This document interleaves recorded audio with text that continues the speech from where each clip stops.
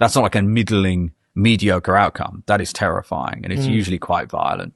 And I don't think we should be in any way complacent about that. We already know now there are people who just vote based on ethnicity, vote based on religion. That has already started. Nigel's talked about this for years.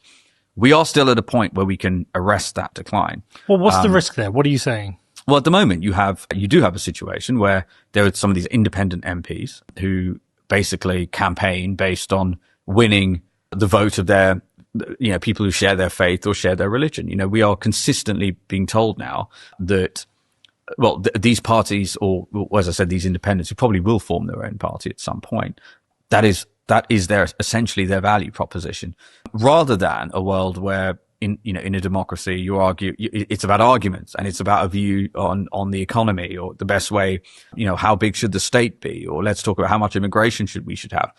Instead, it's already started now, where there are some constituencies where only that sort of a candidate can win. That has already started. And are you as a Muslim saying this is a Muslim issue? I think in the examples I'm giving, it is. Yeah. Yes, it absolutely is. Yeah. That must be quite strange for you to be raising that issue. I don't consider it strange. I mean, look, I've always said, my faith I consider to be a private matter, like a lot of religious people, right? Christians and Jews, a lot of people. But you're worried about the people who don't think like that.